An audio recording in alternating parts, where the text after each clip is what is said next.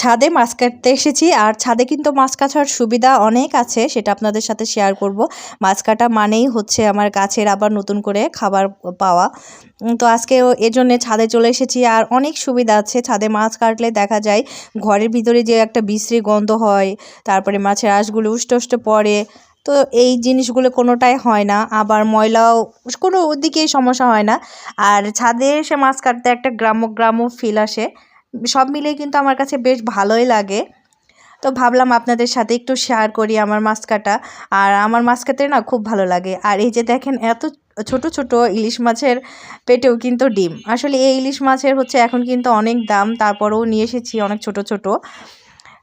তো হচ্ছে দেখা যায় ইলিশ মাছ অনেক পছন্দের, এই জন্যই মূলত আনা, এই ছোট ছোট সাইজগুলিই ছিল। আর হচ্ছে এই যে আমি মাছগুলি ধুচ্ছি, এই মাছ ধোয়ার পরে যে পানিগুলি থাকবে, এই পানিগুলি যদি আমি বাসায় থাকতাম, ঘরে থাকতাম, তাহলে আমি ফেলে দিতাম। কারণ জমিয়ে রাখা কষ্টকর, বিরক্তকর, সব টাইম মতো আসা যায় না সময় মতো, এর জন্যে মূলত আর দেওয়া হয় না। এই জন্যে আমি সব কিছু ভেবেই ছাদে চলে এসেছি মাছ কাটতে, যেন এই মাছের প্রথম মাছ ধোয়া যেই পানিগুলি, সেগুলি গাছে যেন দিতে পারি।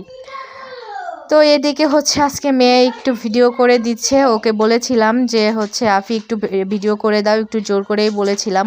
আর আমার কিন্তু মাছ কাটতে ভালোই লাগে। তো আপনাদের কেমন লাগছে আমার মাছ কাটার ধরনটা অবশ্যই কমেন্ট করে জানাবেন।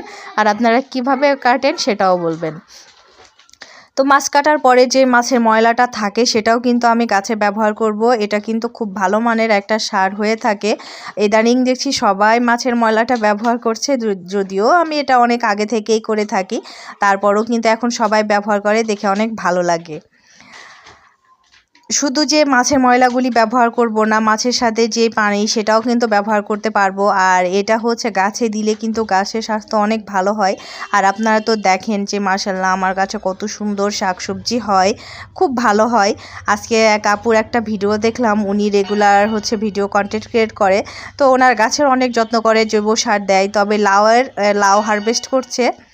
তো লাউয়ের সাইজটা না একদম হচ্ছে বলা যায় যে একটা বেগুনের থেকে একটু বড়, খুব বেশি বড় না। তো ছোট ছোট দুইটা লাউ, এত যত্ন করার পরে এত ছোট ছোট লাউ হয় কিভাবে হয় আমি বুঝি না। এত পরিমাণে সার দেয়, আসলে কি প্রপার ওয়েতে সার দেয় না, মানে যখন যেটা প্রয়োজন তখন সেটা দেয় না, না কি সমস্যা ঠিক বুঝলাম না।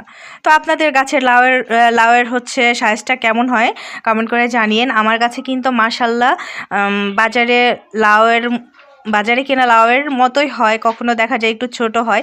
আসলে জাত ভেদে কিন্তু ছোট বড় হয়ে থাকে, তবে আলহামদুলিল্লাহ অনেক বড় বড়ই হয়ে থাকে। আমি মনে করি আমার গাছের লাউগুলি পারফেক্ট। আর আমি কিন্তু গাছে খুব বেশি লাউ রাখি না একসাথে, একটা দুইটা ছাড়া। তাছাড়াও কিন্তু আমার গাছের অন্যান্য যেই সবজির ফলনগুলি হয়, সেগুলো তো আপনাদের সাথে সবসময়ই শেয়ার করি। আর খুব ভালো মানের কিন্তু হয়। তো দেখা যায় এই ঘরোয়া যে সারগুলি আছে সেগুলোই কিন্তু ব্যবহার করি। আমি কিছুদিন আগেও আপনাদের সাথে এই মাছের ময়লার ভিডিও শেয়ার করেছিলাম, যে কত সুন্দর মানে কিভাবে দেই।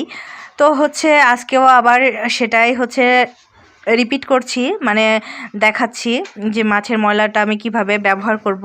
এই যে দেখেন, মাছ ধোয়ার পরে কিন্তু এই পানিগুলি হয়েছে। তো এখানে আমি আরও কিছু পানি অ্যাড করব, এটা পাতলা করে সব গাছের গোড়াতে দিয়ে দিব।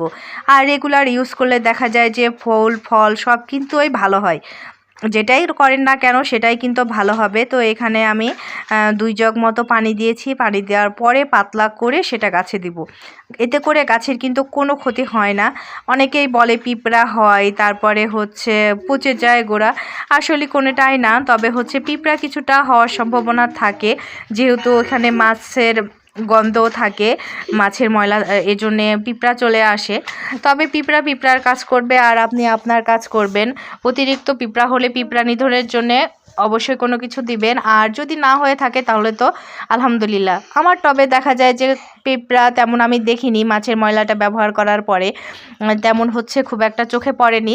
তবে পিঁপড়া কিন্তু আমার ছাদে অনেক আছে, যেগুলি বাসে থাকে, মাচার সবসময় বয়ে বেড়ায়। তবে মাটিতে গাছে এরকমভাবে পিঁপড়া কিন্তু আমি খুব কমই দেখি। তো এবার দেখেন হচ্ছে আমি মাছের ময়লাটা ব্যবহার করছি। যারা ব্যবহার করেন তারা তো জানেন, আর যারা জানেন না তাদের উদ্দেশ্যেই করা। মূলত প্রথমে একটা টবের কিনারা দিয়ে গর্ত করে নিচ্ছি। অবশ্যই সেটা বড় টবের দিবেন মাছের ময়লা, ছোট টবে দিবেন না, যেহেতু জায়গাটা কম থাকবে, এজন্য ছোট টবে না দেওয়াই ভালো। গাছের গোড়া থেকে কিছুটা দূরে গর্ত করে সেটাতে মাছের ময়লাগুলি ঢুকিয়ে দিলে তারপরে কিছুটা মাটি চাপা দিলে দেখা যায় বাজে একটা গন্ধ থাকে, সেটাও কিন্তু আসবে না। প্লাস হচ্ছে কি পিঁপড়া হওয়ার চান্সও কিন্তু কম থাকে। আর এই মাছের ময়লাটা যদি আপনি ময়লা ঝুড়িতে রাখতেন তাহলে কিন্তু অনেক বিশ্রী একটা গন্ধ হতো। সময় মতো যদি ময়লাওয়ালা না আসে তাহলে অনেক খারাপ অবস্থা হয়। আবার ফ্রিজে রাখলে ফ্রিজও নোংরা হয়ে যায়। সব মিলিয়ে এভাবে যদি ছাদে এসে মাছ কেটে গাছে দেওয়া যায় তাহলে কিন্তু সব দিকেই উপকার হয়। আপনার বাড়িও পরিষ্কার থাকে, আবার হচ্ছে মাছের যে গন্ধটা সেটাও কিন্তু হয় না, আবার গাছের খাবারও হয়ে থাকে। তো আমার এই চিচিঙ্গা গাছগুলি মাশাল্লাহ কত সুন্দর হয়ে বড় হচ্ছে দেখেন। ইনশাল্লাহ আরও সুন্দর হবে। মাছের ময়লা দিয়েছি আর রেগুলারই তো সব টবে দেই। এদিকে